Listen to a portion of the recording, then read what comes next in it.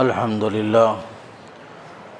لله نحمده ونستعينه ونستغفره ونؤمن به ونتوكل عليه ونعوذ بالله من شرور أنفسنا ومن سيئات أعمالنا من يهده الله فلا مضل له ومن يضلل فلا هادي له وأشهد أن لا إله إلا الله وحده لا شريك له وأشهد أن محمدًا عبده ورسوله أرسله بالحق بشيرا ونذيرا وداعيا إلى الله بإذنه وسراجا منيرا أما بعد فإن خير الحديث كتاب الله وخير الهدي هدي محمد صلى الله عليه وسلم وشر الأمور محدثاتها وكل محدثة بدعة وكل بدعة ضلالة وكل ضلالة في النار فأعوذ بالله السميع العليم من الشيطان الرجيم بسم الله الرحمن الرحيم فاعلم أنه لا إله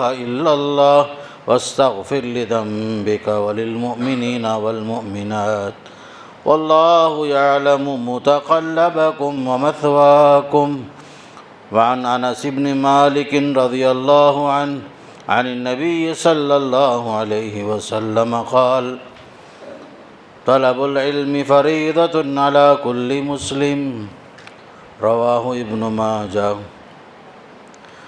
تمام تعریفیں اس اللہ کے لیے جس نے ہمیں انسان بنایا، اسلام کی دولت سے مالا مال فرمایا، رسول اکرم صلی اللہ علیہ وسلم کی امت میں شامل فرما کر خیر امت جیسے اہم لقب سے نوازا.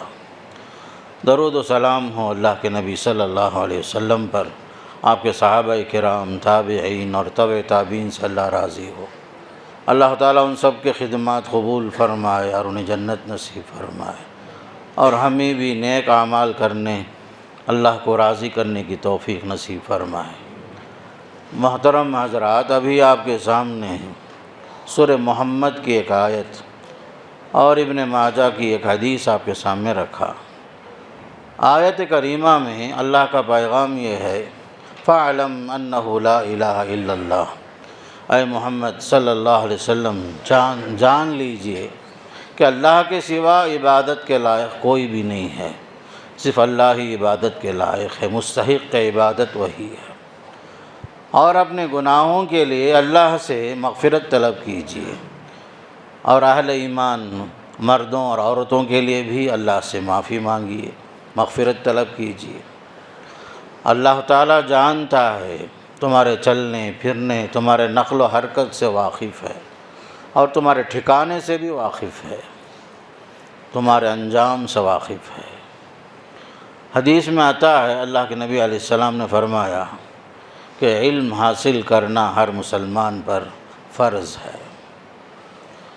قرآن اور حدیث میں خاص کر کے علم کی بڑی اہمیت معلوم ہوتی ہے، اور خصوصاً پہلی وحی جو نازل ہوئی، اقرأ بسم ربک الذی خلق. تعلیم، علم کو اہمیت دی گئی، پڑھنے کا حکم دیا گیا. جہاں بہت ساری نعمتوں کا تذکرہ ہوا سورہ رحمان میں، تو بطور خاص تعلیم قرآن کو اللہ تعالیٰ نے سب سے بڑی نعمت کے طور پر سب سے پہلے بیان کیا. الرحمن علم القرآن. رحمان وہ ہے جس نے قرآن سکھایا. تعلیم کے بغیر کوئی کام نہیں ہوتا، نہ علم کے بغیر نہ عمل صحیح رہتا ہے، نہ کوئی قول صحیح رہتا ہے. اسی لیے امام بخاری رحمۃ اللہ علیہ کتاب العلم میں ایک چیپٹر جو ہے بناتے ہیں، باب العلم قبل القول والعمل، یعنی علم حاصل کرنا کچھ بولنے سے پہلے، کچھ عمل کرنے سے پہلے ضروری ہے. پھر انہوں نے یہی آیت کوٹ کیا، فَاعْلَمْ أَنَّهُ لَا إِلَهَ إِلَّا اللَّهُ. یعنی عقیدے کے لیے بھی علم کی ضرورت ہے، اللہ کو پہچاننے کے لیے، اس کا حق ادا کرنے کے لیے، عقیدے کے لیے، عبادات کے لیے، معاملات کے لیے، اخلاق کے لیے، حقوق پہچاننے کے لیے، معاشرت کے لیے، سیاست کے لیے، تجارت کے لیے. الغرض دنیا کا کوئی بھی کام علم کے بغیر اگر آپ کریں گے تو دنیا آپ پر ہنسے گی. تو بنیادی طور پر علماء حضرات نے علم کی دو تقسیم کی. علم میں جو ہے دو درجے ہیں، ایک فرض عین ہوتا ہے، ایک فرض کفایہ ہوتا ہے۔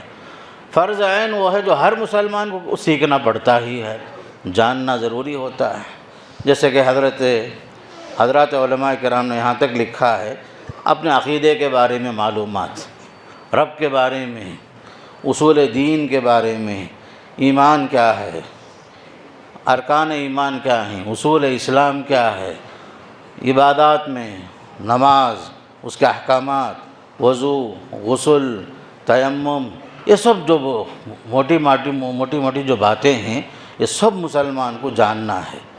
اگرچہ کہ تفاصیل نہ معلوم ہو کوئی بات نہیں، لیکن ہر مسلمان کو بحیثیت مسلمان عبادات کے لیے، اپنے عقیدے کے لیے، صحیح معاملات کے لیے یہ سب بنیادی باتیں جاننا ضروری ہے۔ اب دوسرا ہے فرض کفایہ، یعنی کچھ لوگ اگر علم حاصل کر لیے، تفصیلات کا علم، چاہے وہ وضو ہو، عبادات ہوں، معاملات ہوں، اخلاق ہوں، یہ ساری تفصیلات جو ہے ہر آدمی جاننا ضروری نہیں ہے، لیکن ایک مسلمان جسے ہم کہتے ہیں جو لا الہ الا اللہ محمد الرسول اللہ، جو کلمہ گو مسلمان ہے، اس کے لیے بیسک طور پر، بنیادی طور پر معلومات چاہیے۔ جہاں علم نہیں ہوتا آدمی غلطیوں پر غلطیاں کرتا ہے، بدعات کا مرتکب ہوتا ہے، خرافات کا مرتکب ہو جاتا ہے۔ اس لیے اہم چیز یہ ہے علم حاصل کرنا۔ حضرت امیر معاویہ رضی اللہ تعالیٰ عنہ سے روایت آتی ہے، امیر معاویہ سے مروی ہے، اللہ کے نبی صلی اللہ علیہ وسلم فرمایا یا ایھا الناس انما العلم بالتعلم، علم جو حاصل ہوتا ہے سیکھنے سے علم حاصل ہوتا ہے، والفقہ بالتفقہ، دین میں سمجھداری جو حاصل ہوتی ہے، دین میں گہرائی جو حاصل ہوتی ہے، اس کے لیے کوشش کرنا پڑتا ہے۔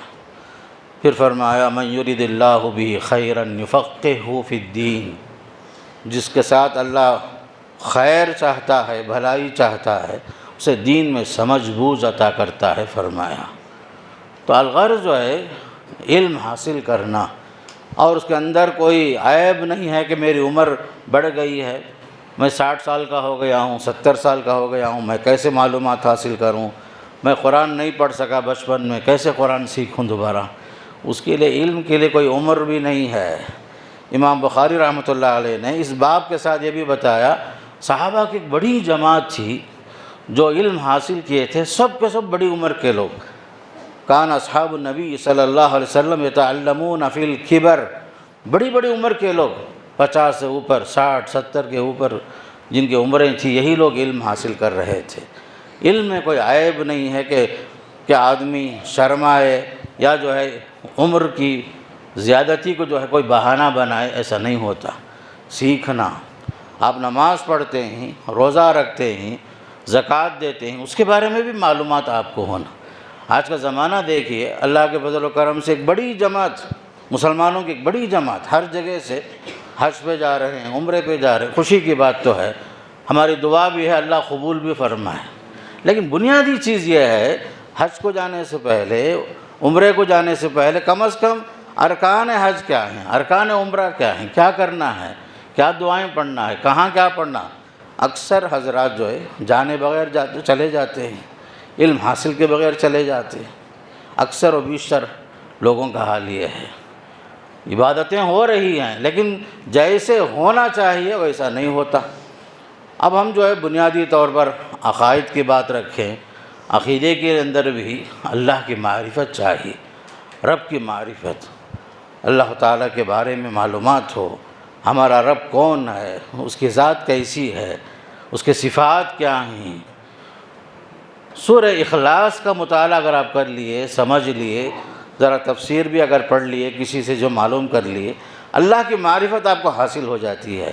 قل هو اللہ احد اللہ الصمد لم یلد ولم یولد ولم یکن لہ کفوا احد۔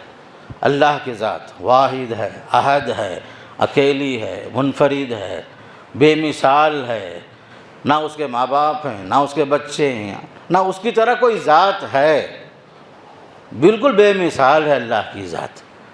اگر آپ سے کوئی پوچھا اللہ کے بارے میں آپ کیا جانتے ہیں، سورہ اخلاص پڑھ لی، ترجمہ کرا دیے، اسی طرح توحید کے ساتھ رسالت کا علم. پیارے نبی صلی اللہ علیہ وسلم کے بارے میں اکثر لوگوں کو آپ کا نام تک نہیں معلوم. حضور صلی اللہ علیہ وسلم نام پوچھیں گے تو حضور علیہ السلام ایسا بول دیں گے. محمد بن عبداللہ، آپ کا نام محمد ہے، آپ کے والد کا نام عبداللہ ہے، خاندان آپ کا قریش خاندان ہے. مختصر ہی صحیح محمد بن عبداللہ بن عبد المطلب، یہ معلومات ہونا چاہیے. آپ کی رسالت آخری رسالت، آپ کے بعد کوئی نبی نہیں، آپ کے بعد کوئی رسول نہیں. مستقل ایک فتنہ ہے، قادیانیت کا فتنہ ہے، انکار نبوت کا فتنہ ہے. کیسے کیسے فتنے قائم ہو رہے ہیں. اس لیے مسلمان جو ہے اپنے نبی کے بارے میں جانیں، رسول کے بارے میں جا رہے ہیں. آخرت کے بارے میں آپ کو معلومات کچھ نہ کچھ ہونا چاہیے. مرنے کے بعد اللہ کے سامنے حاضر ہونا ہی ہے. ہر آدمی، جتنے مخلوقات ہیں، اللہ سب کو اٹھائے گا. ان کل من فی السماوات والارض الا آتی الرحمن عبدا. سورہ فاتحہ آپ پڑھتے ہیں، سمجھ کر پڑھیے. مالک یوم الدین، یوم جزا کا مالک. اللہ کے سامنے حاضر ہونا پڑے گا. حساب و کتاب کا دن ہے، وہ اللہ اس کا مالک ہے. اس کے بغیر کوئی چارہ نہیں. ہر ایک کا حساب و کتاب ہوگا. وَكُلُّهُمْ آتِيهِ يَوْمَ الْقِيَامَةِ فَرْدًا. ہر ایک آدمی اللہ کے پاس پہنچے گا، سب کا حساب و کتاب ہوگا. فردن فردن حساب و کتاب ہوگا. خیر بھی شر بھی سب کا حساب و کتاب ہوگا. پھر اچھائی کا بدلہ خیر سے ملے گا، اور جو برا کیا ہے اللہ کی مشیت کے مطابق اللہ تعالیٰ بعض گناہوں کو معاف بھی کرے گا، بعض گناہ پر اللہ چاہے تو مواخذہ بھی کرے گا. اس کا علم ہونا چاہیے، توحید کا، رسالت کا، آخرت کا. قرآن کے بارے میں علم، یہ اللہ کی کتاب، آخری کتاب. ہدایت ناموں میں سب سے آخری ہدایت قرآن کی شکل میں محمد عربی صلی اللہ علیہ وسلم پر جو نازل ہوا ہے قرآن، یہ معجزہ ہے، قیامت تک باقی رہے گا. 23 سال میں نازل ہوا. اتنا معلومات تو ہونا چاہیے آپ صلی اللہ علیہ وسلم پر. مکے میں بھی قرآن نازل ہوتا رہا، مدینے میں آپ آ گئے، 10 سال مدینے میں رہے، یہاں بھی قرآن نازل ہوتا رہا. ایسی کچھ بنیادی معلومات چاہیے میرے دوست. جہاں تک آپ مسلمان ہیں، ہر مسلمان اپنے دین کا تحفظ اس کے لیے ضروری ہے، اپنے عقیدے کا تحفظ. اپنے دین کے لیے ہر آدمی جان، مال، تن، من، دھن کی قربانیاں دینے ہر آدمی تیار تو رہتا ہے، لیکن علم کے ساتھ ہونا چاہیے. اسی لیے ملا عبد القاری وغیرہ لکھے ہیں، ملا علی قاری وغیرہ جو ہیں اپنی کتابوں میں، شرحوں میں، حدیث کے اندر، کہ علم جو ہے قول اور عمل کے لیے اہم شرط ہے. چاہے قول ہو چاہے عمل ہو، علم کے بغیر یہ دونوں چیزیں قبول نہیں ہوں گی. منمانی عبادت اللہ پسند نہیں کرتا، قبول بھی نہیں کرتا. کوئی بھی قول ہو دین سے متعلق ہے، صحیح علم کے ساتھ ہونا چاہیے، صحیح معلومات ہو.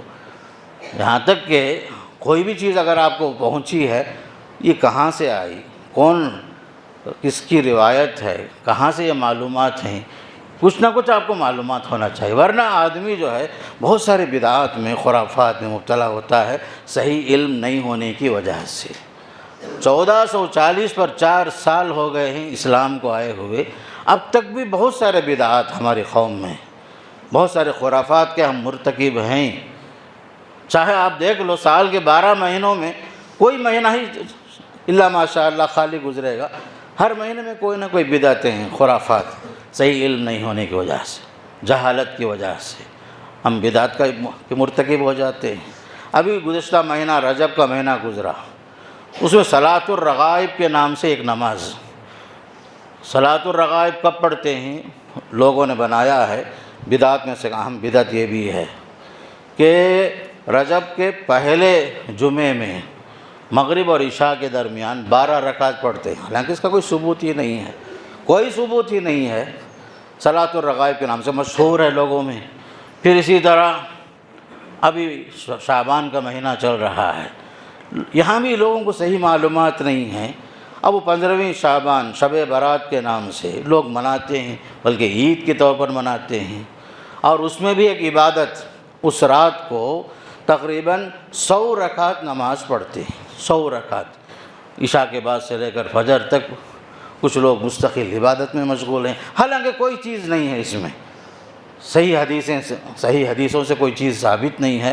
اس کے لیے مخصوص طور پر کوئی شکل ہو، اس کے لیے اجتماعی شکل ہو، انفرادی شکل ہو، مخصوص عبادتوں کا تذکرہ نہ قرآن میں ہے، نہ حدیث میں ہے، نہ صحابہ کے عمل میں، کوئی چیز نہیں ہے۔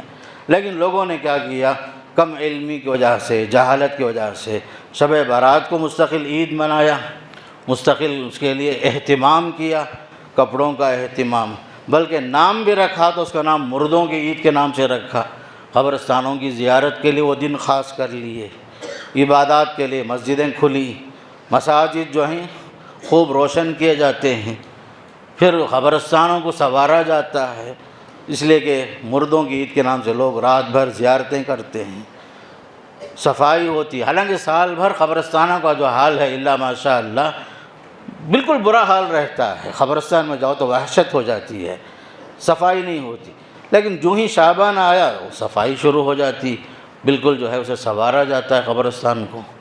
یہ شکلیں ہی جو قوم کے اندر، ہماری مسلم قوم کے اندر بدعات اور خرافات کی وجہ سے مشہور ہو گئے۔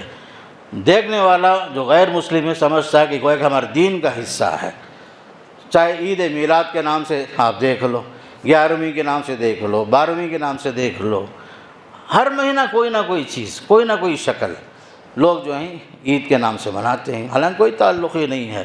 ہاں صرف شعبان سے متعلق کئی روایات دیکھنے کے بعد ایک روایت جسے علامہ ناصر الدین البانی صاحب نے حسن کا درجہ دیا ہے، جس کے اندر یہ ہے بس اتنا، 15ویں شعبان کی رات کو اللہ تعالیٰ جو ہے سب کی مغفرت کر دیتا ہے سوائے مشرک اور کینہ کپٹ رکھنے والے کے۔ مگر اس روایت کی بنیاد پر نہ آپ جمع ہو سکتے ہیں، نہ عید منا سکتے ہیں، نہ مساجد کھلی رکھ سکتے ہیں۔ جیسے جمعہ ہے، جمعے کی فضیلت اپنی جگہ پر ہے، جمعے کی فضیلت اپنی جگہ پر ہے، لیکن اس کی وجہ سے جمعے کے لیے کوئی خاص عبادت کے نام سے نہیں ہے ہمارے پاس، سوائے نماز جمعہ ہم پڑھتے ہیں 2 رکعت، لیکن اس کے علاوہ کوئی اور چیز ثابت نہیں ہے 15ویں شعبان سے متعلق روایات۔ ہاں یہ روایت صحیح ہے کہ روزانہ اللہ تعالیٰ تہجد کے وقت میں آسمان دنیا کی طرف اللہ کا نزول ہوتا ہے، معافی مانگنے والوں کے لیے معافی کا اعلان ہوتا ہے، توبہ طلب کرنے والوں کے لیے توبے کی قبولیت کا اعلان ہوتا ہے، ہر ضرورت مند کی ضرورتیں پوری کرنے کا وعدہ ہے، ساری چیزیں ہیں۔ یہ روزانہ کا معاملہ ہے اور یہ حدیث صحیح ہے اور روزانہ کے لیے ہے۔ ہم لوگ تہجد کا اہتمام کریں، روزانہ جو ہے طلب کریں اللہ تعالیٰ سے، یہ الگ چیز ہے، لیکن وہ سب چیزیں چھوڑ کر کے امت محمدیہ کی ایک بڑی تعداد جو ہے شب برات کو عید کے نام سے مناتے ہیں، بلکہ اس کے اندر اتنے خرافات، غیر مسلم بھی بعض معاملات میں پیچھے ہو جائیں گے۔ باقاعدہ جو ہے اس رات کو ایک طرف فضول خرچیاں، پٹاخے، پھر اسی طریقے سے آتش بازیاں، رات بھر ہنگامے، یہ سب کیا ہے؟ آنے جانے والوں کو تکلیف، ایذاء مسلم جو ہے مسلمان کو اذیت پہنچانا یا کسی اور کو اذیت پہنچانا اسلام میں جائز نہیں ہے میرے دوستو۔ بلا سبب کسی کو ستانا، تکلیف دینا، یہ سب اسلام میں جائز نہیں ہے۔ سونے والے کئی لوگ ہوں گے، بیمار بھی ہوں گے، ہارٹ پیشنٹ ہوں گے، کیسے کیسے لوگ ہوں گے، محض اس رات کے جو ہنگامے ہوتے ہیں، خاص کر نوجوان بچے، نوجوان نسلوں کا جو حال بہت برا ہوتا ہے۔ تو ماں باپ کو چاہیے کہ سب چیزوں پر پابندی لگائیں۔ دین وہ ہے جو اللہ نے فرمایا، رسول نے فرمایا، صحابہ کرام سے ثابت، سلف صالحین سے ثابت۔ ہاں یہ خرافات کب سے شروع ہوئے؟ خاص کر برامکہ، یحییٰ ابن خالد برمکی، وہ جو ہے آتش پرست تھا، پہلے اسلام میں آیا، لیکن جب خاندان برامکہ کا عروج تھا ایک زمانے میں، اس زمانے میں یہ سب چیزیں وہاں سے شروع ہوئی۔ وہی چیز جو ہے خاص کر اس کا رنگ گویا کہ دینی رنگ لوگ دینے لگے اسے، مذہب کا رنگ دینے لگے اسے، حالانکہ اس کا اسلام سے کوئی تعلق نہیں ہے۔ خیر القرون کے اندر اس کا کوئی ثبوت نظر نہیں آتا۔ الغرض مسلمانوں کو چاہیے کہ صحیح علم حاصل کریں، اللہ کی معرفت، توحید، رسالت، آخرت، عبادات کے معاملے میں، معاملات کے تعلق سے ہر چیز میں مسلمان آگے بڑھیں تو علم کی روشنی میں آگے بڑھیں۔ اگر نہیں معلوم تھا بات، آپ کے پاس صحیح علم آ گیا تو وہیں سے آپ کی زندگی میں فرق آنا چاہیے، انقلاب آنا چاہیے، عبادات کے اندر، معاملات میں، اخلاق میں بہتری آنی چاہیے علم کی روشنی میں۔ جہالت کوئی دلیل نہیں ہے ہمارے پاس، علم ہی اصل ہے، دلیل ہے، حجت ہے۔ خود اللہ فرما رہا ہے اس آیت میں فَاعْلَمْ أَنَّهُ لَا إِلَهَ إِلَّا اللَّهُ، جان لو اچھی طریقے سے اللہ کے سوا کوئی نہیں عبادت کے لائق۔ پھر اہل ایمان کے لیے، خود اپنے لیے نبی سے فرمایا کہ مغفرت طلب کرو، اہل ایمان مردوں اور عورتوں کے لیے بھی مغفرت طلب کیجیے۔ واللہ یعلم متقلبکم ومثواکم کے اندر یہ بتایا، دیکھو تمہارے ہر چیز سے اللہ واقف ہے، تم کیا کر رہے ہو، اس وقت تمہاری کیا حرکت ہے، تمہارا آنا جانا، چلنا پھرنا، نقل و حرکت، بازاروں میں گھومنا، بیکار وقت ضائع کرنا، کوئی چیز اللہ کے علم سے خارج نہیں ہے۔ اللہ جانتا ہے تم کیا کرتے ہو، عبادت کے نام سے کیا کرتے ہو، خرافات کے نام سے کیا کرتے ہو، ہر چیز سے اللہ واقف ہے، مواخذہ کرے گا وہ۔ علم کے ساتھ صرف نہیں کہ اللہ جانتا ہے، نہیں، علم کے ساتھ ساتھ جب تمہاری بے عملیاں اور بد عملیاں اور عقیدے کے اندر جو خرابیاں تمہاری ہیں، تم اگر اصلاح نہیں کرو گے تمہارا مواخذہ اللہ کرے گا، یہ معنی ہے اس کا۔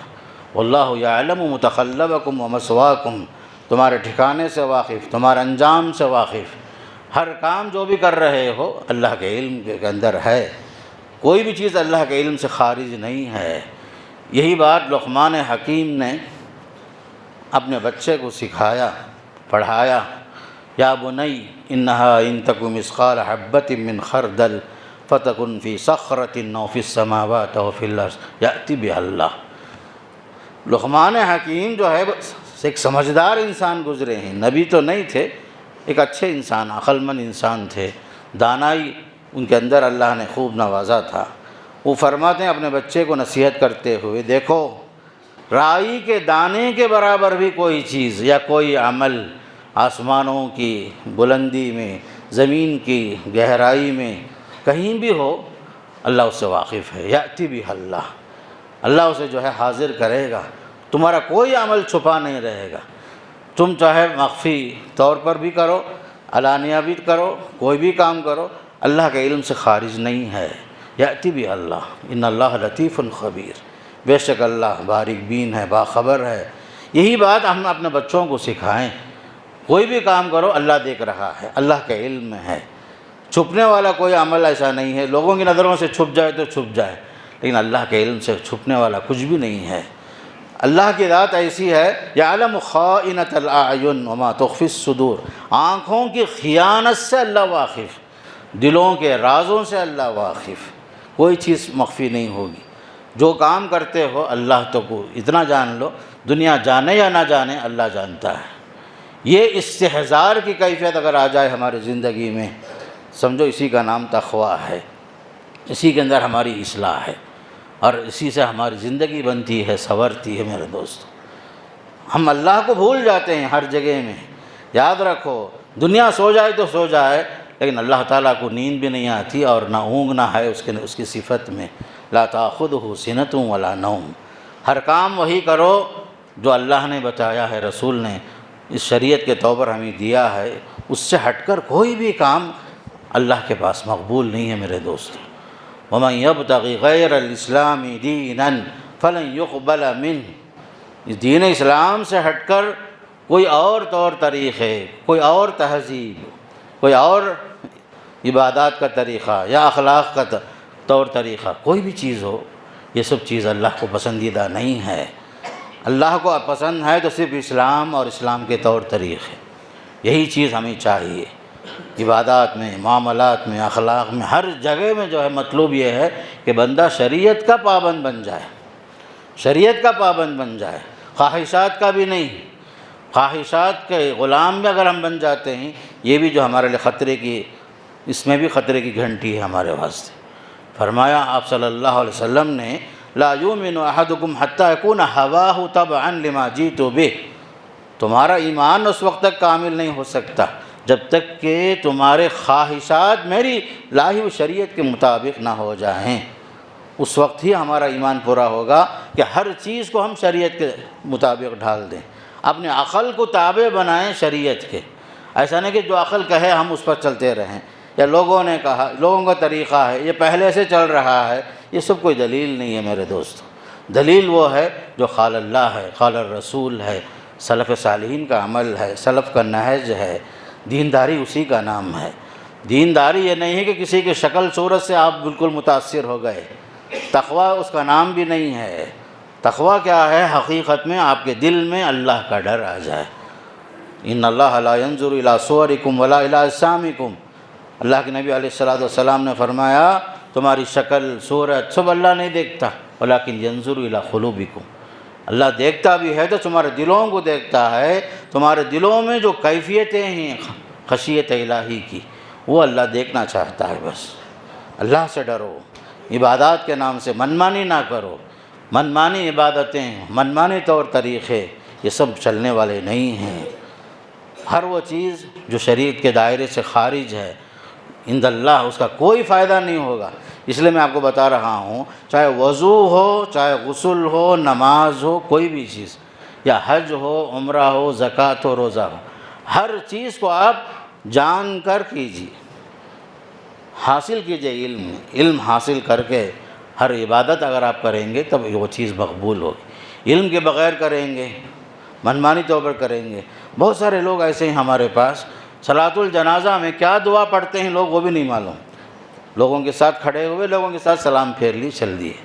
حالانکہ ہر مسلمان کو اتنا علم ضروری ہے کہ وہ آگے بڑھ کر اپنے باپ کا جنازہ پڑھا سکے، ایک باپ اپنے بیٹے کا جنازہ پڑھا سکے، ایک باپ اپنی بیٹی کا نکاح پڑھا سکے، ایجاب و قبول کرا سکے، اتنا علم ضروری ہے۔ یہ سب کام مولوی صاحب کا نہیں ہے، یہ سب کام جو ہے مولویوں کا نہیں ہے۔ ہر مسلمان بیسک طور پر جو اس کے لیے ضروری ہے، اس کی زندگی میں حلال کیا ہے، حرام کیا ہے، صحیح طریقہ کیا، غلط کیا، اتنا معلومات تو ہونا چاہیے۔ اللہ کے نبی علیہ السلام نے فرمایا دیکھو الحلال بین والحرام بین، حلال بھی واضح، حرام بھی واضح، وبینہما امور مشتبہات، حلال اور حرام کے درمیان بعض چیزیں مشتبہ ہوتی ہیں، ڈاؤٹ فل ہوتی ہیں۔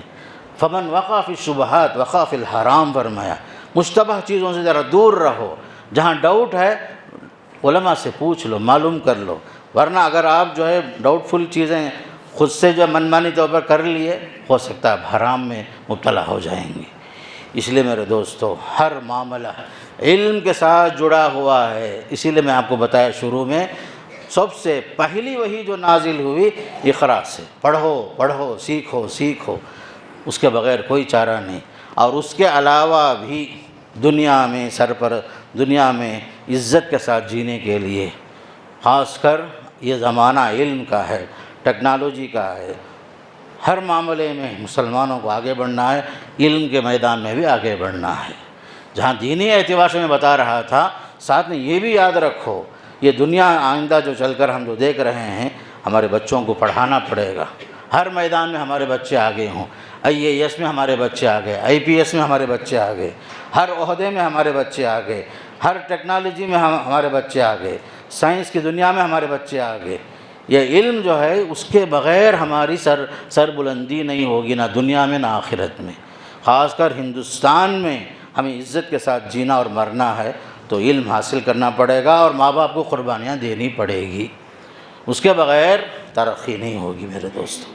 اس لیے میرے دوستو بنیادی طور پر یاد رکھو، علم اہم ہے، سب سے اہم چیز دین کا علم۔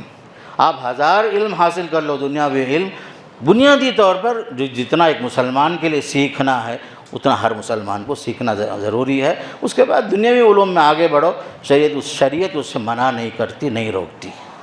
الغرض پوری طرح ہم دنیا دار بن جائیں اور دین سے کچھ بھی ہمیں واقف ہی نہ ہو، یہ بالکل جو ہے ہمارے لیے خسارے سے خالی نہیں ہے، گھاٹے سے خالی نہیں ہے۔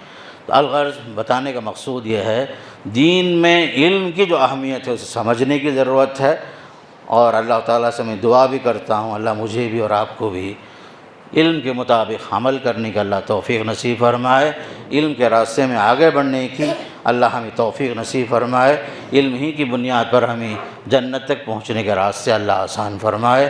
اقول قولی ھذا استغفر اللہ لی ولکم ولسائر المسلمین من کل ذنب فاستغفروہ انہ ھو الغفور الرحیم۔